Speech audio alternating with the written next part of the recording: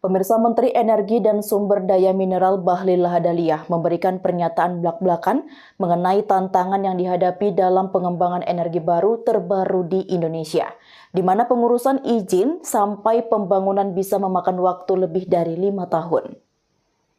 Bahwa pembangkit listrik panas bumi terus tumbuh, naik saat ini 10% potensi yang dimanfaatkan di Indonesia. Masih terdapat beberapa isu yang menjadi tantangan utama pemanfaatan energi panas bumi. Pak, isu kita ini paling besar.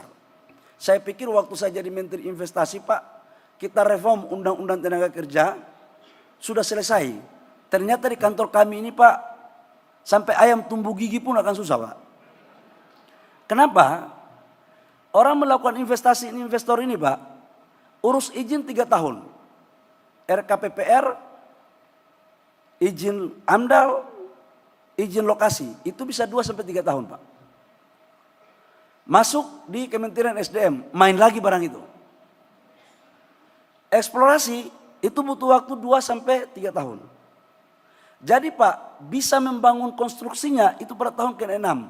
Jadi lebih masa periodisasi presiden 1 periode. Coba bayangkan Pak. Jadi akan susah kita melakukan percepatan untuk menuju 2060 net zero emission. Dan kita mempunyai cadangan terbesar. Jadi saya izin sama Bapak Presiden, Pak, kami akan memangkas baik dari sisi syarat, waktu untuk kita mendorong teman-teman investor dalam melakukan percepatan investasi. Jadi teman-teman investor nggak perlu ragu, saya sudah lapor sama Bapak Presiden Jokowi dan juga saya sudah melapor kepada Bapak Presiden Prabowo terpilih. Kami akan melakukan reform berbagai langkah-langkah konstruktif dalam rangka percepatan. Tidak hanya itu Pak, selama ini PLN merasa mahal Pak kalau pakai energi baru terbarukan. Kemarin saya sama tim udah mengecek Pak, harga jualnya mereka Pak, itu kita sudah hitung rata-rata 8-10 tahun break even point, kontraknya 30 tahun, jadi 20 tahun panen Pak. Jadi 8-10 tahun itu untuk break even point.